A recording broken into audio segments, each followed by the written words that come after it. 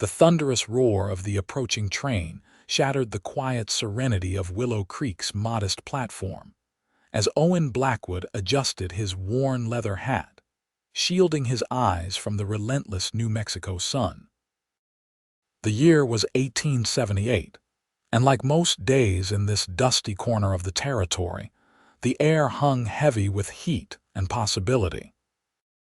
Owen hadn't planned on being at the station today, but fate had other designs. A telegram from his ailing father's doctor had summoned him to collect a package of specialized medicine arriving on the eastbound train. As the iron beast hissed to a stop, belching steam across the weathered wooden platform, Owen's attention was drawn not to the mail car, but to a young woman stepping down from the passenger compartment. Her emerald green traveling dress seemed to capture the sunlight in its folds, and though her face was partially obscured by an elegant hat, something about her deliberate movements caused his heart to stutter in his chest. She glanced up, and for a fleeting moment, their eyes met across the crowded platform. Owen felt a jolt of recognition that made no logical sense. He'd never seen this woman before, yet something in her gaze felt like coming home after a long journey. Before he could process the feeling, she looked away, gathering her skirts and moving toward the station house with purpose. "Mr. Blackwood," called the station master, breaking the spell. "Your package is here."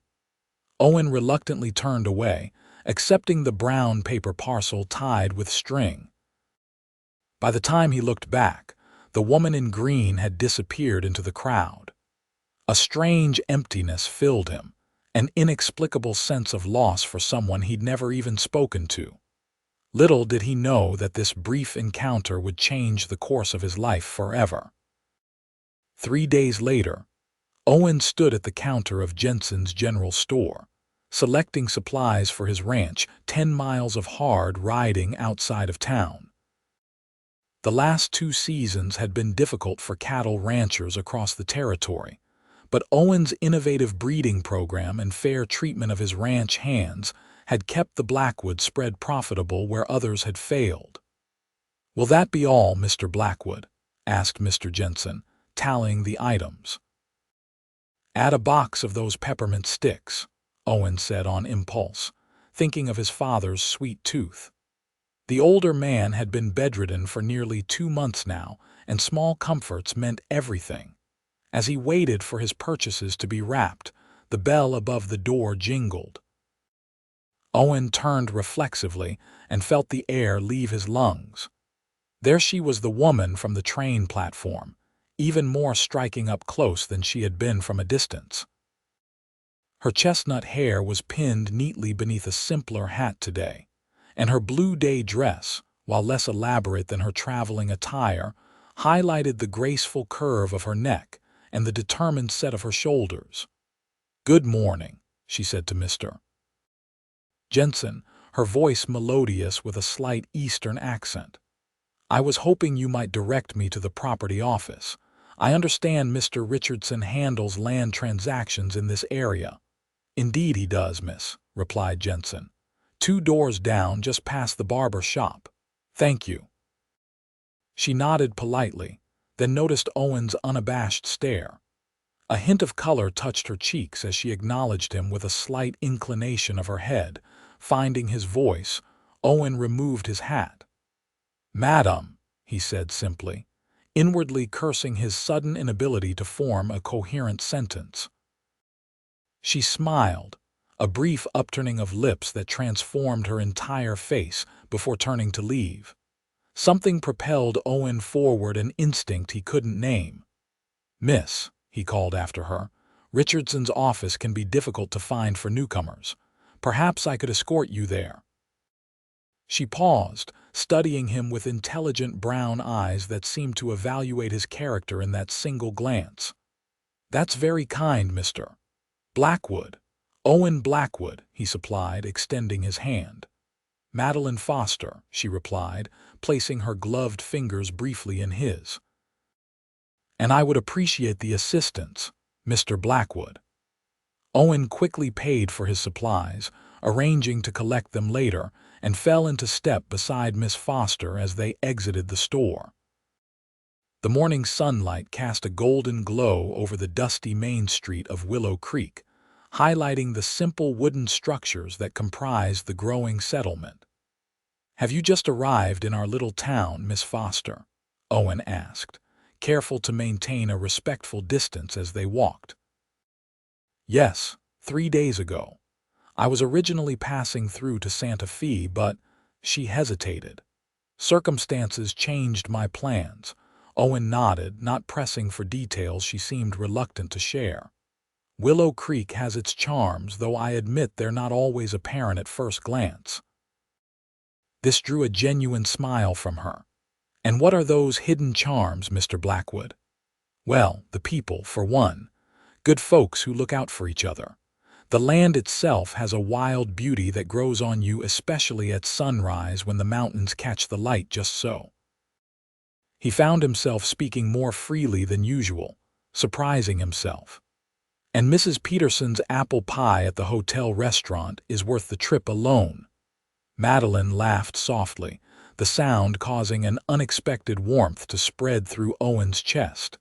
"You make a compelling case for your town, sir." They reached Richardson's office all too quickly. Owen found himself reluctant to part company with this intriguing woman who had occupied his thoughts since that first glimpse on the train platform. "Thank you for your escort, Mr. Blackwood," Madeleine said, pausing at the door. "It was my pleasure, Miss Foster." Owen replaced his hat. "I hope you find what you're looking for here in Willow Creek." Something flickered in her eyes, uncertainty perhaps, or a deeper emotion he couldn't identify.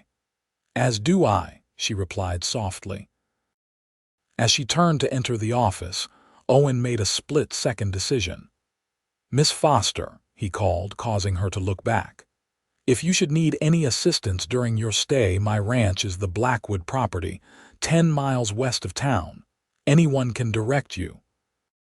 "That's very kind," she said, her expression softening. "Perhaps our paths will cross again." "I certainly hope so," Owen replied with more honesty than he'd intended to reveal. With a final nod, Madeleine disappeared into Richardson's office, leaving Owen standing in the street with the distinct feeling that his orderly life had just been irrevocably altered. The ride back to the ranch that afternoon gave Owen plenty of time to ponder his encounter with Madeleine Foster. What business could a refined Eastern woman have with the property office in a frontier town like Willow Creek? Was she merely passing through, or did she intend to stay? These questions circled in his mind as his horse, Samson, carried him along the familiar trail toward home. The Blackwood Ranch sprawled across 5,000 acres of prime grazing land, bordered by mountains to the north and a swift-flowing river to the south. The main house, built by Owen's father 30 years earlier, stood as a testament to James Blackwood's vision and determination. 2 stories of sturdy timber with a wide porch wrapping around 3 sides. It represented everything Owen had worked to preserve since taking over the ranch's day-to-day operations 5 years ago, when his father's health began to decline. As he approached, Owen could see his foreman, Samuel Wilson, directing a team of ranch hands as they mended a section of corral fence. Samuel, a former slave who had fought for the Union during the war, had become not just Owen's right-hand man but a trusted friend during the 10 years he'd worked at the ranch. "Afternoon, boss," Samuel called as Owen dismounted. "Thought you'd be back sooner." Owen handed the reins to a waiting stable boy. "Got delayed in town," he said simply. Samuel's knowing look suggested he heard more in those words than Owen had intended. "Wouldn't have anything to do with that Eastern lady who arrived on Monday's train, would it?" Owen shot him a surprised glance. "News travels fast." "Always does," Samuel replied with a chuckle. "Especially when Tom Jenkins rides out yesterday specifically to mention how you couldn't take your eyes off her at the station." Owen shook his head, unable to suppress a smile. Remind me never to keep secrets in Willow Creek. He removed his saddlebags and extracted the parcel containing his father's medicine. How is he today? Samuel's expression sobered. Better than yesterday. Had some broth at noon and stayed awake for nearly an hour talking to Reverend Phillips. That's something, at least. Owen's father had been battling a wasting illness that had gradually stolen his strength over the past year. The doctors in Santa Fe had been unable to provide much hope, but Owen refused to give up, sending for specialists and medicines from as far away as Chicago. After ensuring his father took the new medicine and spending an hour in quiet conversation with the older man, Owen retired to the study to review the ranch ledgers. But his concentration kept wandering to thoughts of Madeleine Foster and what might have brought her to their remote corner of the territory. The answer came sooner than he expected, in the form of Richardson himself riding out to the ranch the following morning. "Owen," the property agent called, dismounting stiffly in the yard.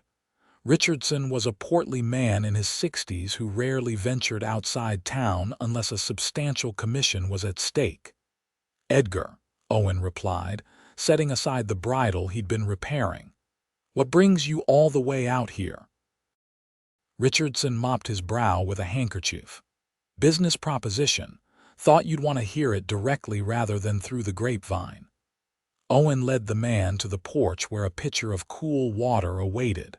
After Richardson had refreshed himself, he got straight to the point. "The Cameron property, you expressed interest in acquiring it last fall, when old man Cameron passed." Owen nodded. The Cameron Ranch adjoined his northern boundary, smaller than the Blackwood spread at just over 1,000 acres, but with excellent water access and prime grazing land. "Well, it's been sold," Richardson continued. "Finalized the paperwork yesterday. Sold." Owen frowned. "I thought Cameron's sons wanted to hold on to it." "They did, but an offer came in that was too good to refuse. Eastern money paid in full, no financing needed." A suspicion formed in Owen's mind. This buyer, it wouldn't happen to be a Miss Foster, would it? Richardson's eyebrows shot up. "How did you—" "Yes, Miss Madeleine Foster, representing the Foster Agricultural Investment Company of Boston. Seems they're looking to establish a presence in the territory." Owen took a moment to process this information.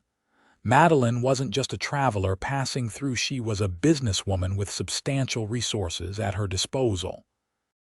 "She mentioned she's planning to visit the property tomorrow," Richardson added, watching Owen carefully. "Asked specifically about neighboring ranchers who might show her around the area." "Did she now?" Owen kept his tone neutral despite the sudden quickening of his pulse.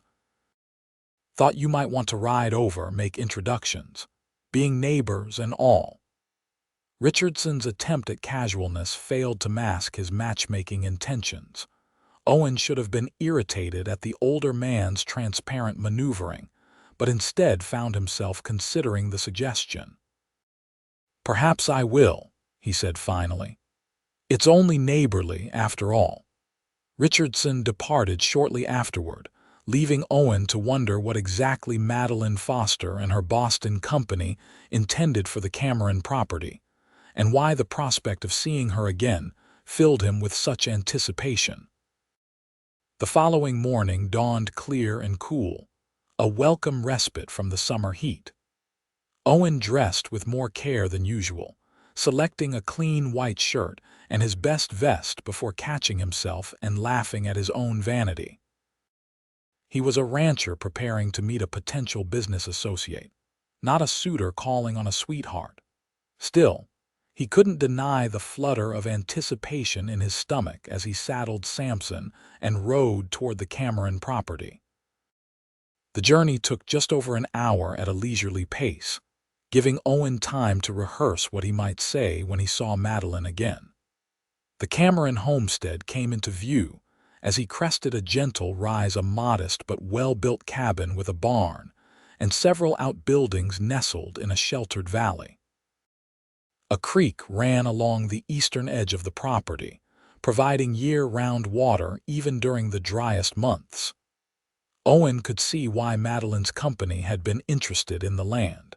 It was prime stock raising country with natural advantages many properties lacked. As he approached, he spotted two horses hitched outside the cabin, one he recognized as belonging to Richardson, and another that must be Madeleine's mount, a fine-looking chestnut mare with a white blaze. He dismounted, took a deep breath to steady himself, and approached the cabin. Richardson emerged first, his round face breaking into a grin when he spotted Owen. "Blackwood, thought you might make an appearance today." Before Owen could respond, Madeleine appeared in the doorway. She wore a practical riding habit of dove gray, her hair partially concealed beneath a wide-brimmed hat that offered protection from the sun. The sight of her caused Owen's carefully prepared greeting to vanish from his mind. "Mr. Blackwood," she said, genuine pleasure warming her voice. "What a pleasant surprise." Owen removed his hat. "Miss Foster, I heard you'd purchased the Cameron place and thought I'd ride over to welcome you to the neighborhood." "That's very kind," she replied, stepping onto the porch. "Mr. Richardson has been showing me the boundaries and structures, but I would value a neighbor's perspective on the land." Richardson, displaying unexpected tact, cleared his throat. "Actually, I should be getting back to town. Appointments, you know. Perhaps Mr. Blackwood could continue the tour." He looked between them with poorly disguised hope. Madeleine's eyes met Owen's, a question in their depths. "I wouldn't want to impose on your day, Mr. Blackwood." "No imposition at all," Owen assured her, finding his voice again. "I'd be happy to show you around." Richardson departed with suspicious haste, leaving Owen and Madeleine standing in the yard. "Shall we ride?" Owen suggested after a moment of silence. "The property extends farther than it appears from here, and there are some features worth seeing that aren't visible from the homestead." Madeleine nodded, moving toward her horse with a grace that suggested she was no stranger to riding. Owen stepped forward to offer assistance, but she had already swung herself into the saddle with practiced ease. "I see you're an accomplished horsewoman," he observed, mounting Samson. A smile touched her lips. "My father raised thoroughbreds in Massachusetts. I spent more time in the stables than in drawing rooms as a girl, much to my mother's dismay." This glimpse into her past intrigued Owen as they set off along the creek. "And now you represent your family's company." A shadow crossed her face. "My father passed away last year. The company is mine now, though many of our Boston associates find it difficult to accept a woman at the helm of such an enterprise." "I'm sorry for your loss," Owen said sincerely, "and for their short-sightedness. Out here, we tend to judge people by their actions rather than their gender." "Is that so?" Madeleine's tone was skeptical. "I've found prejudice exists everywhere, Mr. Blackwood, merely in different forms." "Owen," he corrected gently. "If we're to be neighbors, you might as well use my given name." She considered this, then nodded. "Owen," she repeated, the sound of his name on her lips sending an unexpected thrill through him. "And you may call me Madeleine, though I suspect proper New Mexico society might raise its collective eyebrows at such informality. Willow Creek's proper society consists primarily of Mrs. Abernathy, who organizes the church socials, and her circle of friends who delight in discussing everyone else's business," Owen replied with a grin. "I've never been overly concerned with their opinions." This drew a genuine laugh from Madeleine, the sound echoing across the open landscape. "I believe I'm going to like it here," she said, her eyes bright with amusement. They spent the next hour riding the boundaries of the property, Owen pointing out natural features and sharing his knowledge of the land. Madeleine proved to be not only an attentive listener, but asked insightful questions that revealed her understanding of ranching operations. "You seem to know a great deal about cattle raising for someone from Boston," Owen observed as they paused atop a ridge overlooking a verdant valley. "Foster Agricultural has investments in several cattle operations back east," she explained. "Smaller scale than what you do here, but the principles are similar. Besides, I've been studying everything I could about Western ranching since deciding to expand our interests to the territories." "And why choose New Mexico? Surely there were opportunities closer to home."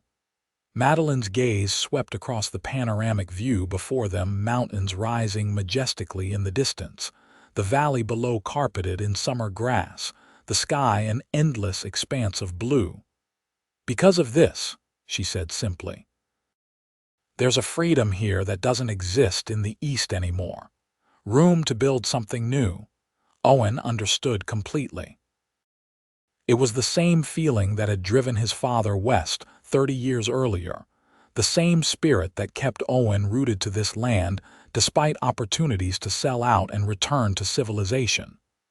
"What do you intend for this place?" he asked, genuinely curious. "A breeding operation initially," Madeleine replied. "Quality stock raised specifically for improving existing herds. Eventually, I hope to develop a strain particularly suited to the conditions here, hardier, more disease-resistant." Owen couldn't hide his surprise.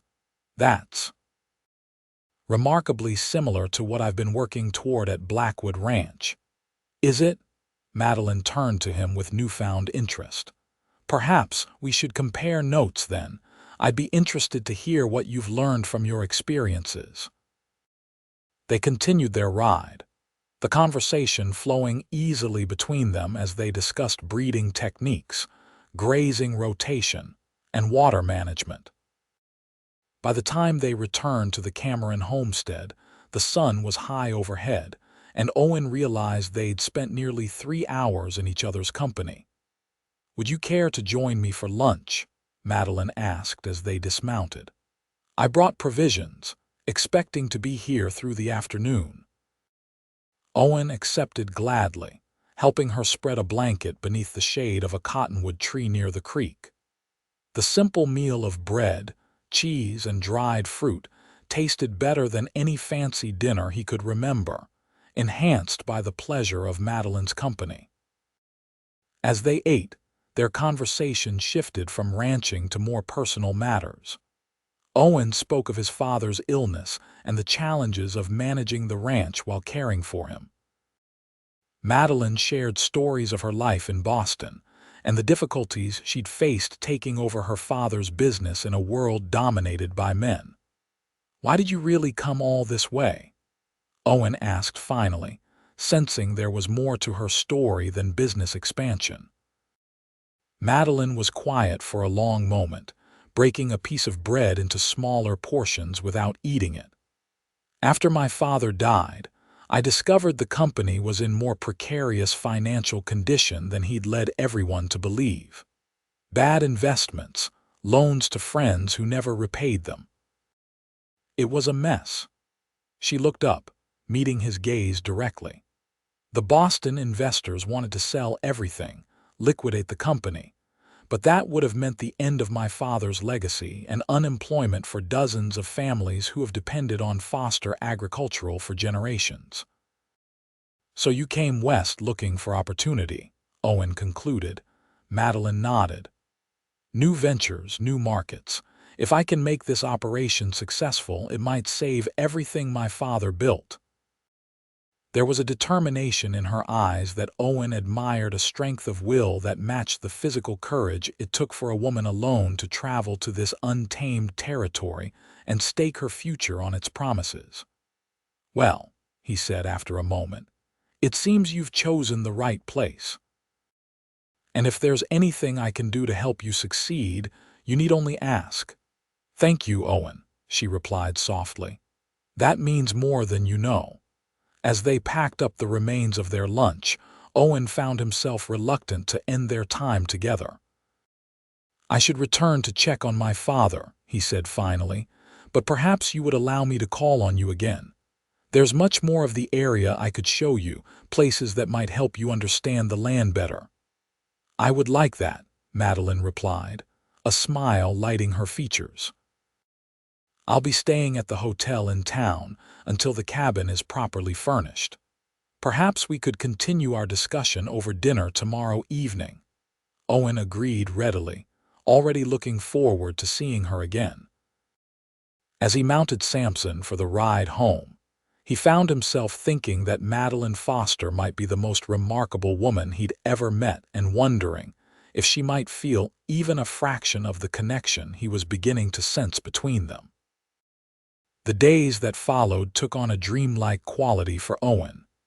His evenings, once filled with solitary meals and account books, now centered around Madeleine.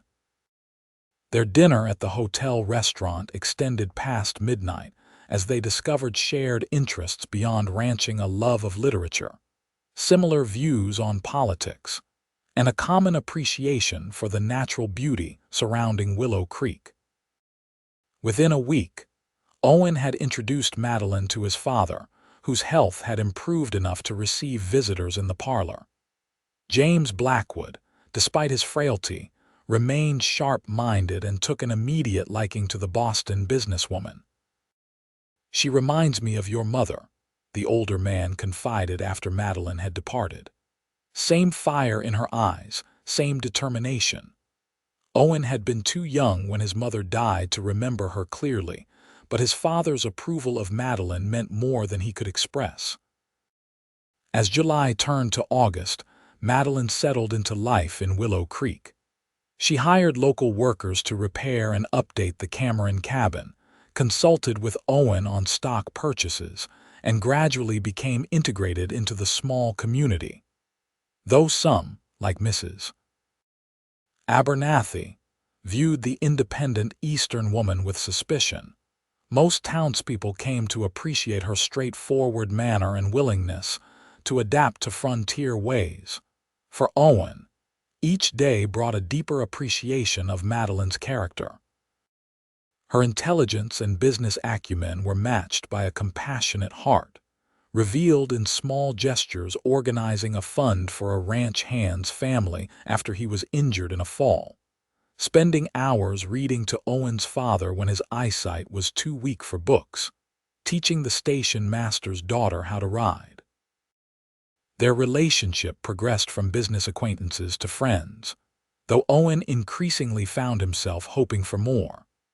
The moments when their hands accidentally touched, or when Madeleine's smile was directed solely at him, caused a warmth he hadn't experienced before. Yet he hesitated to express these feelings, uncertain whether she viewed him as anything more than a helpful neighbor and friend. The opportunity to clarify their relationship arrived unexpectedly during the town's summer social in mid-August. The event, held annually in the churchyard, brought together families from miles around for food, music, and dancing beneath paper lanterns strung from tree to tree. Owen arrived early to help with preparations, but his attention was captured completely when Madeleine appeared. She wore a dress of pale blue that complemented her chestnut hair, which for once was arranged in loose curls rather than her usual practical style. Several young men immediately gravitated toward her, but her eyes sought out Owen across the gathering. "You look beautiful," he said simply when she approached. A blush colored her cheeks. "Thank you. This is quite different from Boston's social events, but charming in its own way." "I hope that's a good thing," Owen replied, suddenly conscious of how rustic this gathering must seem compared to the formal balls she was likely accustomed to. "The best thing," she assured him, her gaze warm. "No pretension, no ulterior motives, just neighbors enjoying each other's company." The festivities commenced with a communal dinner, followed by music provided by local fiddlers. As twilight deepened and lanterns cast their golden glow across the churchyard, couples began to dance. Owen, who normally avoided such activities, found himself asking Madeleine for a waltz. "I should warn you," he said as they took their positions. "I haven't danced in years. Your toes may be in jeopardy." Madeleine laughed, placing her hand on his shoulder. "I'll risk it."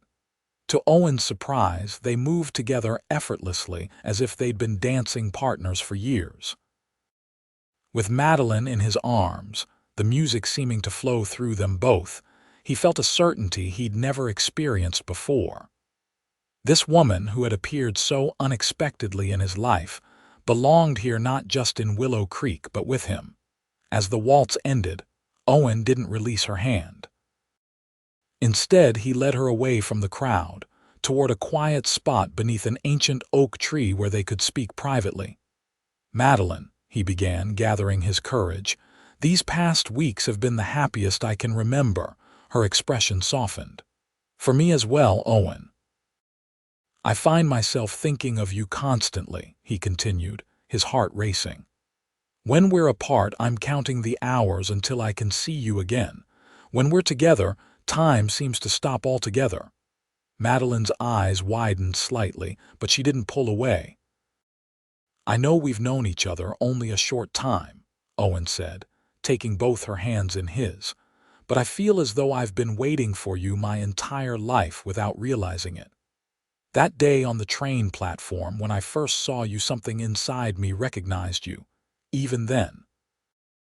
"I felt it too," Madeleine whispered, her voice barely audible above the distant music. "I thought I was imagining things, that it was merely the excitement of arriving in a new place." Owen moved closer, emboldened by her admission. "I don't believe either of us imagined it. Some connections defy explanation, they simply are."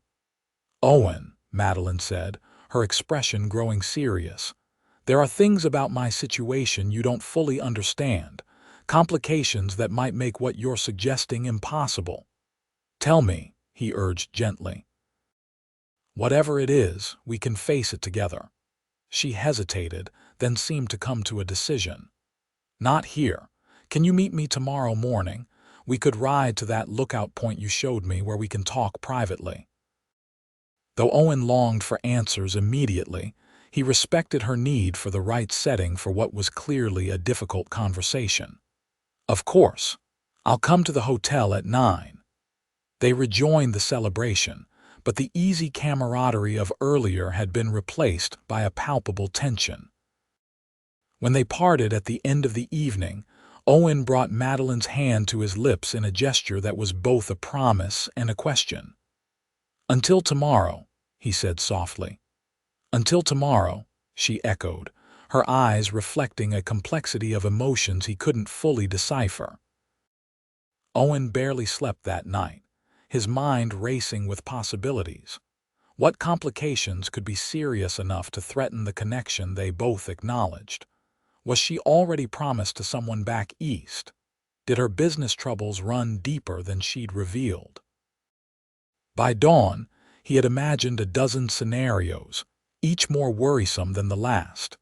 He arrived at the hotel precisely at 9, finding Madeleine already waiting in the lobby, dressed for riding.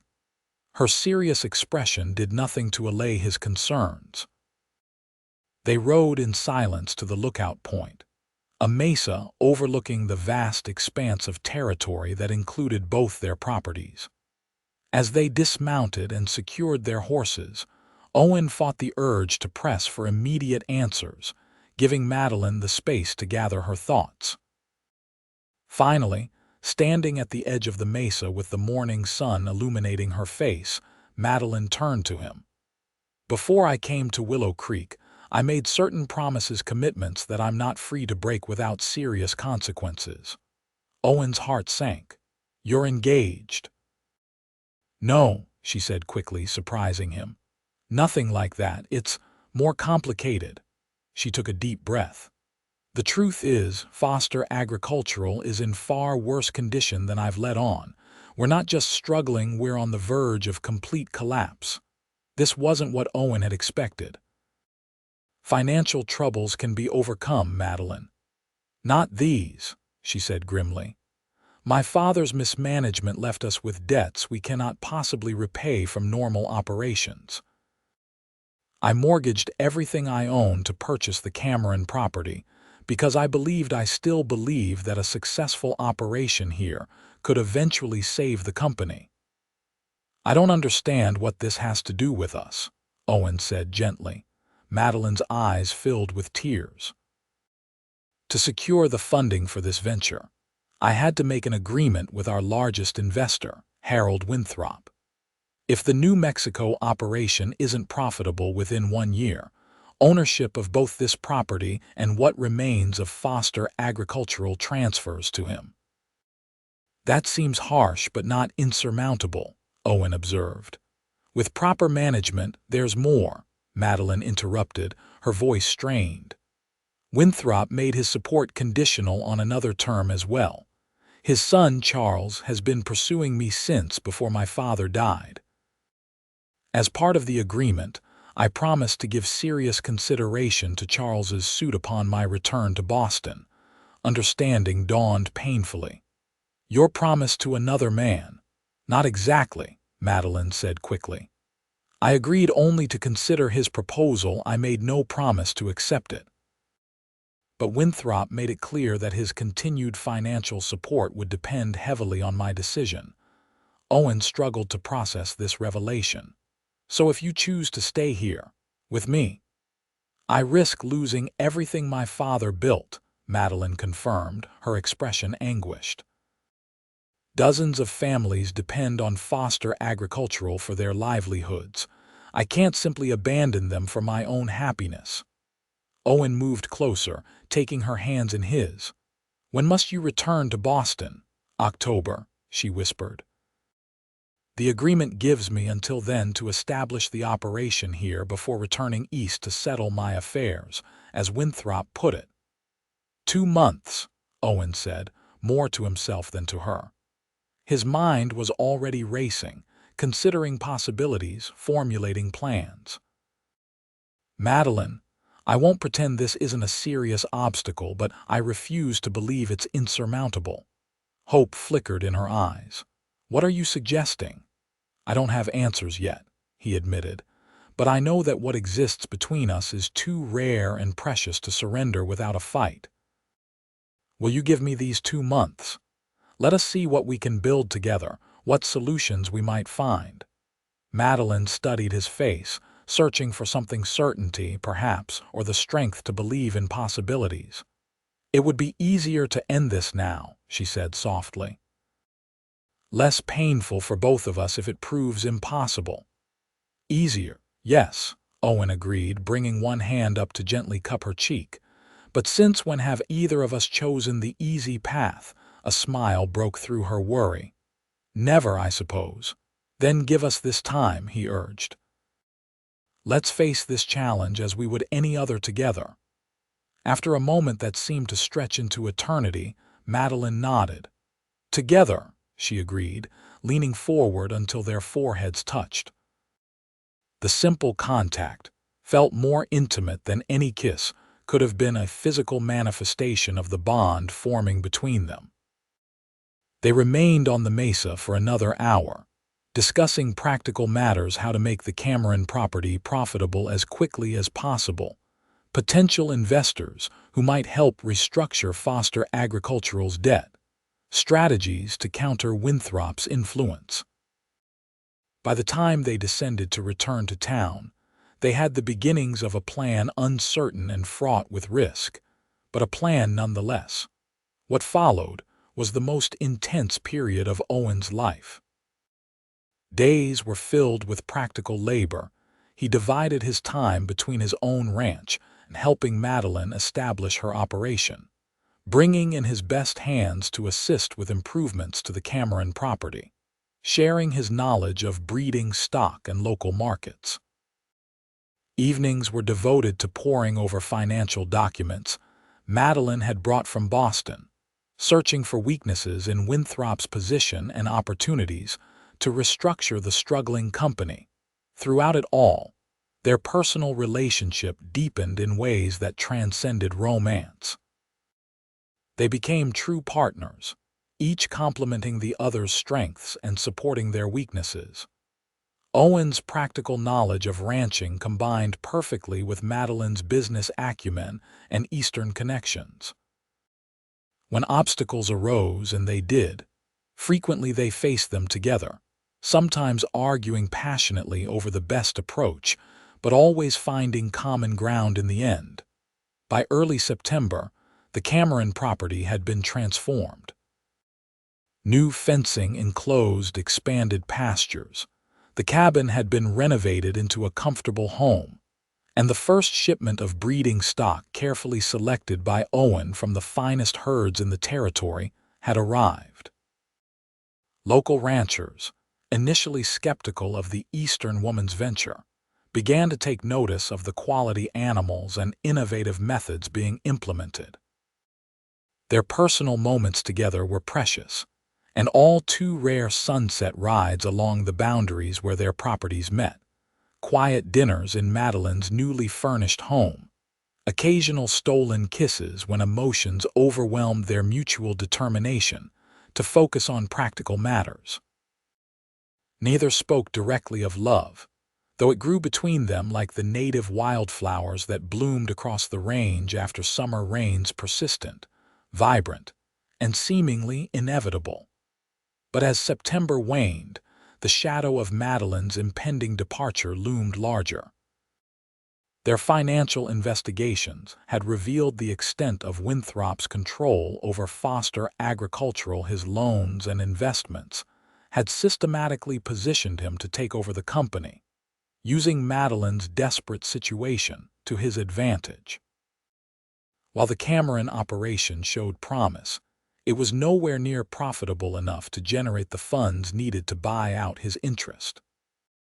"He's been planning this for years," Madeleine said one evening as they sat on her porch, watching the sunset paint the western sky in brilliant oranges and purples. "Even before my father died, Harold was positioning himself to take control. The agreement I signed was merely the final piece of his strategy." Owen took her hand, running his thumb across her knuckles in the soothing gesture that had become habitual between them. "There must be a way to outmaneuver him.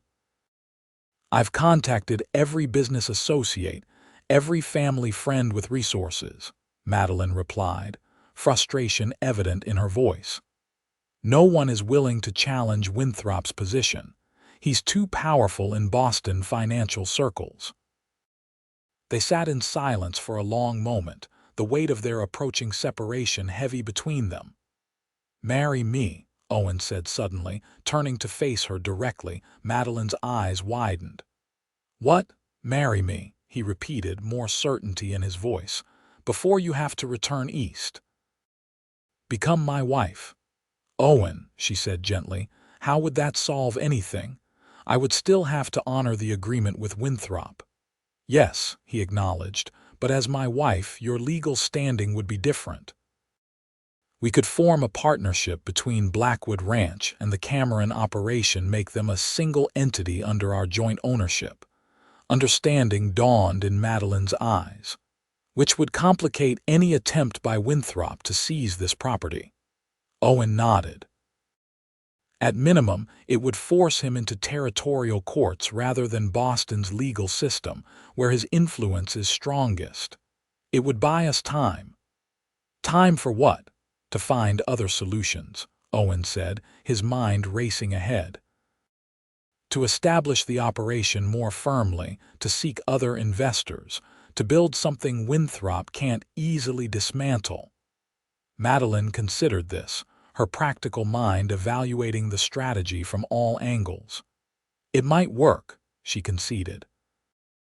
"But Owen, I won't have you marry me merely as a business arrangement or legal strategy."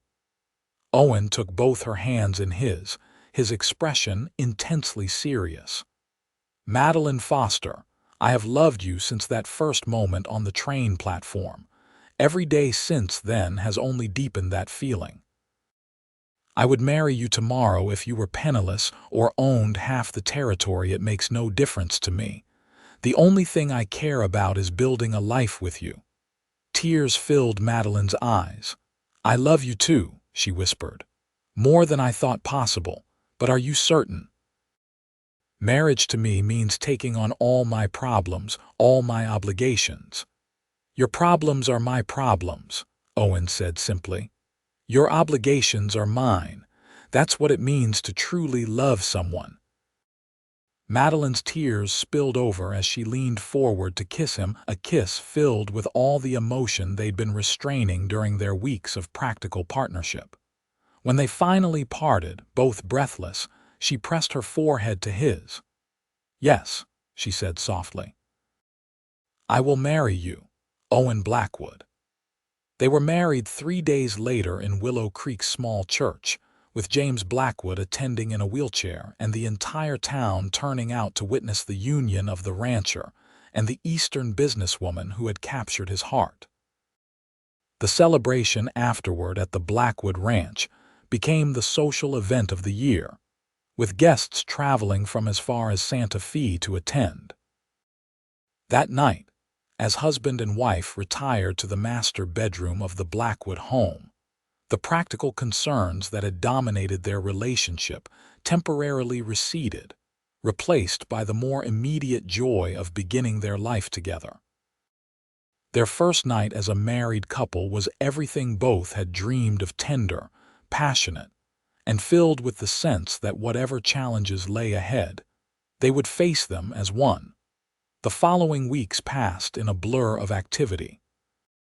Legal documents were drawn up establishing the Blackwood-Foster Ranch Partnership, with assets from both properties combined under joint ownership. Letters were dispatched to Boston, informing Winthrop of Madeleine's marriage and the new legal arrangement. Plans were made for Madeleine's journey east to fulfill her obligation to consider Charles's proposal, a journey Owen insisted on making with her, despite the difficulties of leaving the ranch during the busy fall season. "I won't let you face him alone," Owen said firmly when Madeleine suggested he remain in New Mexico. "Besides, I'm curious to see this Boston world that produced such an extraordinary woman." September turned to October, and the time for departure could no longer be delayed. The night before they were to leave for the eastbound train, Owen and Madeleine sat with James Blackwood in the ranch house parlor, discussing their strategy for the confrontation ahead.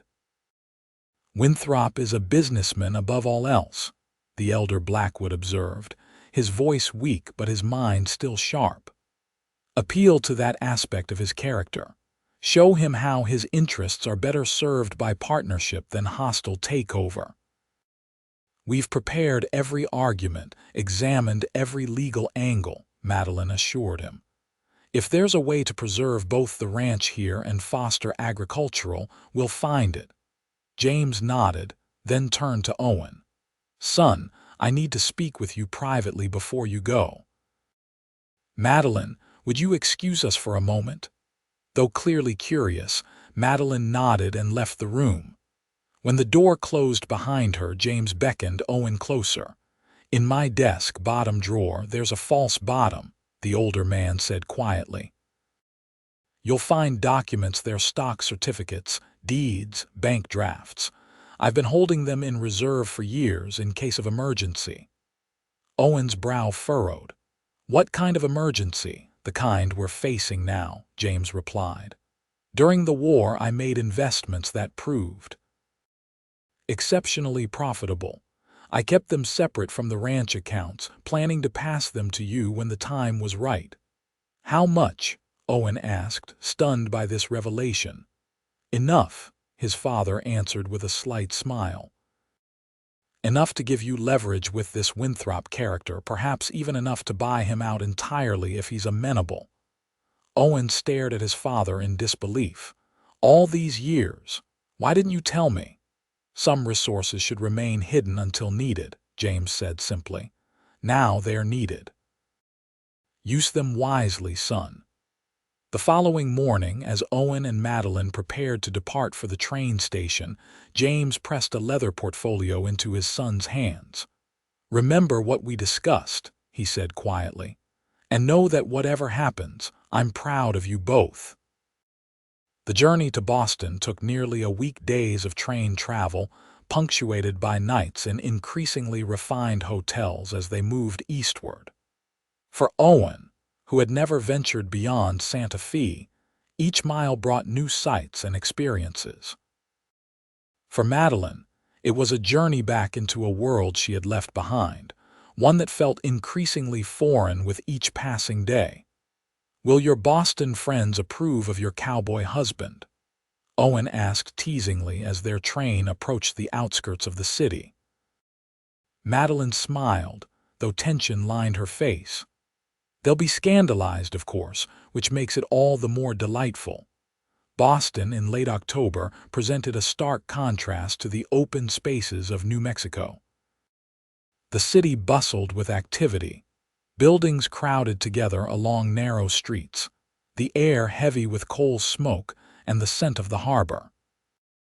Owen, dressed in his best suit but still unmistakably Western in bearing and speech, drew curious glances as they made their way to the Foster family home in Beacon Hill.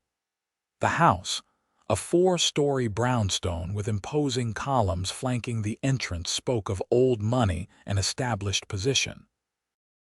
As they climbed the steps, Madeleine squeezed Owen's hand reassuringly. "Remember," she whispered, "most of these people have never seen beyond the Massachusetts state line. Their opinions matter far less than they believe." The household staff, clearly surprised by Madeleine's unannounced arrival with a strange man in tow, nonetheless welcomed Miss Foster home with genuine warmth. The butler's eyebrows nearly reached his hairline when Madeleine introduced Owen as her husband, but to his credit, the man recovered quickly and showed them to rooms that had been hastily prepared. "Winthrop must be informed of your arrival immediately, Miss Madam," the butler corrected himself. "He's been managing company affairs in your absence and left strict instructions." "Tomorrow will be soon enough, Thompson," Madeleine replied firmly. "My husband and I have traveled a great distance and need to rest." That evening, as they dined alone in the formal dining room that could have accommodated 20 guests comfortably, Owen marveled at this glimpse into Madeleine's former life. Crystal chandeliers, sterling silver place settings, liveried servants attending their every need. It was like stepping into another world. "No wonder you found Willow Creek so primitive," he observed, only half joking. Madeleine looked around the opulent room, then back at her husband. "Do you know what I thought when I first entered Mrs. Peterson's dining room at the hotel? Not how simple it was compared to this, but how wonderfully warm and welcoming it felt. This house hasn't been a home since my father died, perhaps not even before that." Her words reassured Owen, quieting the nagging fear that had accompanied him east, that Madeleine might be drawn back into this world of wealth and refinement. Finding the frontier life they'd begun building together too harsh by comparison. The confrontation with Harold Winthrop came sooner than expected. The following morning, as Owen and Madeleine were finishing breakfast, Thompson announced that Mr. Winthrop and his son Charles had arrived and were waiting in the study. "Sooner than we planned," Madeleine murmured, setting aside her napkin. Owen stood, offering his hand to help her from her chair. "Good. Let's not delay the inevitable." Harold Winthrop proved to be exactly as Owen had imagined, a corpulent man in his 60s with cold eyes and an expression of perpetual disapproval. His son Charles, younger but cut from the same cloth, stood beside his father with an air of entitlement that set Owen's teeth on edge. "Madeleine," the elder Winthrop said, ignoring Owen completely, "I'm relieved to see you've returned. There are urgent matters requiring your attention." His tone suggested she was a wayward child rather than the owner of a substantial business. "Harold Charles," Madeleine replied with cool formality. "Allow me to introduce my husband, Owen Blackwood." The shock on both men's faces might have been comical under different circumstances. Charles recovered first, his expression darkening with anger. "Husband," he sputtered. "What nonsense is this? You had an understanding with me." "I agreed to consider your suit upon my return," Madeleine corrected him. "I have considered it and declined. My heart and hand belong to Owen." The elder Winthrop's face flushed dangerously. "This is outrageous." "You've violated the terms of our agreement." "I've violated nothing," Madeleine interrupted, her voice steady. "The agreement specified that I would establish the New Mexico operation and return to Boston to consider Charles's proposal. I have done both." "A technicality," Winthrop snapped. "You knew perfectly well the intent of our arrangement. Just as you knew the intent of your systematic campaign to gain control of my father's company," Madeleine countered. "Let's dispense with pretenses, Harold. You never expected me to succeed in New Mexico. You planned to seize both properties when I failed." The older man's expression confirmed her accusation more effectively than words could have. After a moment, he regained his composure, turning his attention to Owen for the first time. "Mr. Blackwood," he said with exaggerated politeness. "I don't know what Madeleine has told you about her situation, but I assure you, her financial obligations are quite real and legally binding. Marriage doesn't erase them." "I'm well aware of my wife's circumstances," Owen replied calmly. "That's why we're here, to resolve them satisfactorily for all parties." Winthrop gave a dismissive wave. "The resolution is simple. Foster Agricultural will be liquidated to satisfy its debts, and the New Mexico property will revert to my ownership as stipulated in our agreement." "That won't be possible," Owen said, removing documents from the portfolio his father had provided. "You see, the New Mexico property is now part of the Blackwood Foster Ranch Partnership, a separate legal entity established under territorial law." As Winthrop examined the documents, his expression shifted from dismissive to concerned. "This changes nothing regarding the Boston holdings," he insisted. "Perhaps not directly," Madeleine acknowledged, "but it does complicate your plans considerably. Any attempt to seize the New Mexico property would require litigation in territorial courts, where your influence is considerably less than in Boston." Charles, who had been watching the exchange with growing agitation, finally erupted. "This is absurd. Father, tell them it won't work. We can't allow this cowboy to interfere with our plans." "Quiet, Charles," the elder Winthrop snapped, his mind clearly racing to assess this unexpected development. After a moment, he looked up with a calculating expression. "Perhaps we can reach an accommodation. The New Mexico property for full release of Foster Agricultural's obligations to me." "No," Owen said firmly. "We have a counter-proposal." He withdrew additional documents from the portfolio. "These represent my personal holdings, separate from the ranch partnership. I am prepared to purchase your interest in Foster Agricultural at full market value, plus a premium for your trouble." Winthrop's eyes widened as he reviewed the bank drafts and stock certificates Owen presented. Where did a New Mexico rancher acquire assets of this magnitude? "My father was a prudent investor," Owen replied simply. "Do we have an agreement?" For several tense minutes, Winthrop studied the documents, occasionally asking clarifying questions that revealed his keen financial mind. Finally, he looked up. "I'll need my attorneys to review everything, of course," he said, his tone considerably more respectful than before. "But in principle, yes, I believe we can reach an agreement along these lines." Charles began to protest, but a sharp look from his father silenced him. The younger Winthrop stormed from the room, his ambitions for both Madeleine and Foster Agricultural evaporating before his eyes. The next 2 weeks were consumed by legal negotiations, with attorneys for both sides drafting and redrafting terms until all parties were satisfied. Throughout the process, Owen relied heavily on Madeleine's knowledge of the business and Boston legal practices, their partnership proving as effective in this arena as it had on the ranch.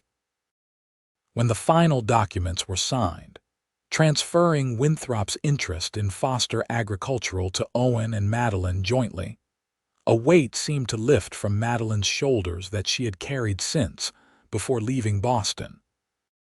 "It's really over," she marveled as they left the attorney's offices for the last time. "Foster Agricultural is ours, truly ours, with no obligations to Winthrop or anyone else." Owen squeezed her hand as they walked through the bustling Boston streets. "What do you want to do with it?" "We could sell the eastern operations, focus entirely on New Mexico." Madeleine considered this. "No," she said finally. "My father built something valuable here, something worth preserving. With proper management, perhaps a trusted associate overseeing the Boston office, we can maintain both operations. The eastern connections will benefit our western ventures, and vice versa." Owen smiled, not surprised by her decision. It was this vision, this ability to see possibilities where others saw only problems, that had first drawn him to her. "Then that's what we'll do." Their business in Boston concluded, they made preparations to return west.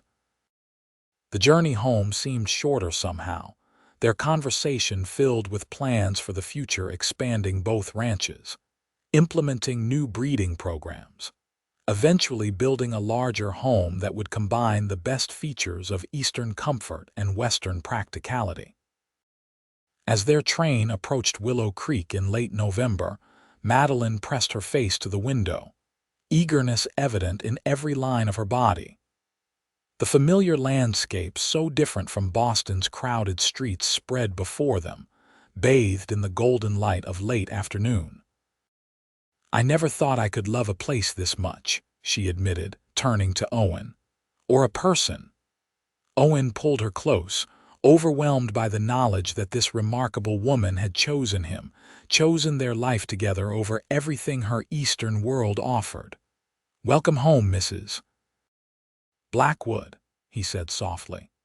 When they disembarked at the station, the very platform where they had first glimpsed each other months earlier, Samuel was waiting with the wagon to transport them to the ranch. His broad grin as he helped with their luggage suggested good news. "Your father's been asking for you hourly since yesterday," he told Owen. "Says he's got something important to discuss that can't wait another day." Concerned, Owen and Madeleine hurried to the ranch, arriving as the sun was setting behind the mountains. They found James Blackwood not in his sick bed as expected, but sitting in a chair on the porch, wrapped in blankets but alert and seemingly stronger than when they'd left. "There you are," the older man called as they approached. "About time you two returned. I've been planning things in your absence." Owen embraced his father carefully, relieved to find him improved. "What kind of plans have you been making?" James gestured toward the pastures that stretched from the house toward the horizon. "Been thinking about that herd improvement program you and Madeleine discussed. Talked with that veterinarian from Santa Fe who came through last month. He had some interesting ideas about crossbreeding for disease resistance." Madeleine knelt beside his chair, taking his weathered hand in hers. "You're supposed to be resting, not revolutionizing cattle breeding." James patted her hand affectionately. "Can't rest when there's work to be done. Besides, the new doctor says I'm improving, might have a few good years left in me yet." "New doctor?" Owen questioned. "Arrived in town while you were gone," James explained. "Young fellow, trained back east but wanted to practice out here. Seems to know his business." This was welcome news indeed. Willow Creek had been without a resident physician for years, relying on traveling doctors and local healers for medical care. That evening, as the three Blackwoods shared a simple but satisfying dinner, James insisted on hearing every detail of their Boston trip, and the resolution with Winthrop. When the tale was complete, he nodded in satisfaction. "Always knew you had a good head for business, son," he said proudly. "And you couldn't have found a better partner than Madeleine. Together, you two are a force to be reckoned with." Owen looked at his wife, still amazed that fate had brought her to that train platform on the precise day he happened to be there. "We are at that," he agreed. The weeks that followed established a new rhythm for their life together.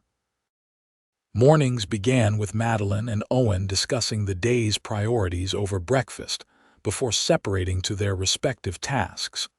Owen typically heading out to work with the ranch hands, Madeleine dividing her time between the Cameron property improvements and correspondence with the Boston office. Evenings brought them together again, often with James joining them for dinner and contributing his decades of experience to their plans for the combined operation.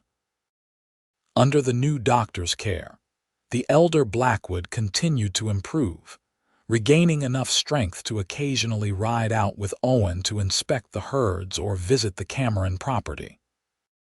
As Christmas approached, Willow Creek experienced an unusually heavy snowfall that transformed the landscape into a winter wonderland, unlike anything Madeleine had seen in Boston. The pristine white covering softened the rugged terrain, creating a hushed beauty that took her breath away. "It's magical," she said one evening as she and Owen stood on the porch, watching the snow continue to fall in large, lazy flakes. "Wait until you see it at sunrise," Owen promised, wrapping an arm around her shoulders. "The mountains look like they're made of pink crystal when the light hits them just right." The holiday itself was celebrated with a simplicity that Madeleine found far more meaningful than the elaborate Boston Christmases of her past. The Blackwood home was decorated with pine boughs and red berries gathered from the property. Candles glowed in every window, and the smell of gingerbread made from Madeleine's mother's recipe filled the air.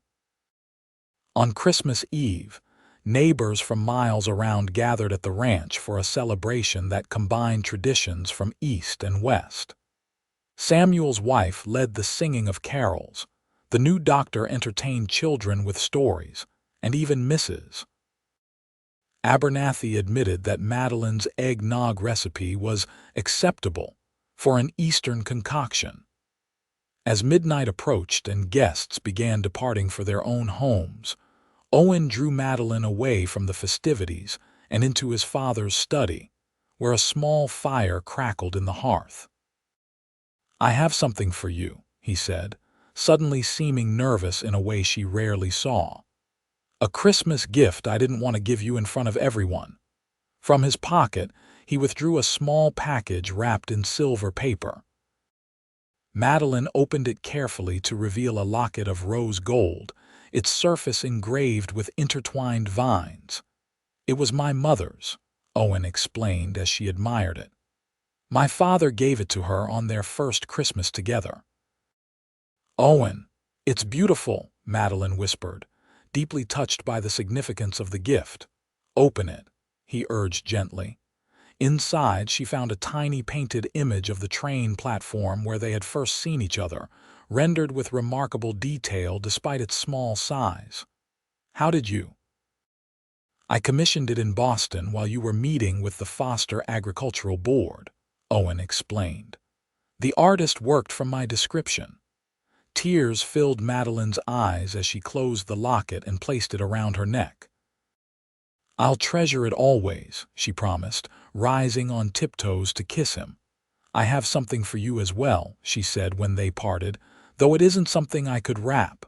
Owen raised an eyebrow, curious. "What is it?" Madeleine took his hand and placed it gently against her stomach, her eyes never leaving his. "A new Blackwood," she said softly, "expected to arrive next summer." Owen stared at her in wonder, his expression shifting from confusion to joyous disbelief as her meaning registered. "A baby." "We're having a baby," Madeleine nodded, laughing as he lifted her off her feet in an exuberant embrace. The doctor confirmed it yesterday. I wanted to wait until Christmas to tell you. Owen set her down carefully, suddenly concerned. Should you be on your feet? Do you need to rest? I can have Samuel's wife come stay with you during the day, or perhaps— Owen, Madeleine interrupted, amused by his instant shift to overprotectiveness. I'm perfectly fine. Women have been having babies since the beginning of time, many of them while working far harder than I do. But not my wife, Owen insisted. Not the mother of my child. Before she could reassure him further, the study door opened to reveal James Blackwood, who had clearly overheard at least part of their conversation. Did I hear correctly? The older man asked, his eyes bright with hope. Am I to be a grandfather? You are indeed, Madeleine confirmed, moving to embrace him. James held her gently, then reached out to include Owen in the embrace. Best Christmas gift I could have asked for, he said, his voice thick with emotion. News of the coming Blackwood heir spread quickly through the community, bringing a steady stream of visitors bearing gifts, advice, and offers of assistance. Madeleine, who had worried privately about raising a child so far from the support system she'd known in Boston, found herself surrounded by a different but equally valuable network of women eager to share their knowledge and experience.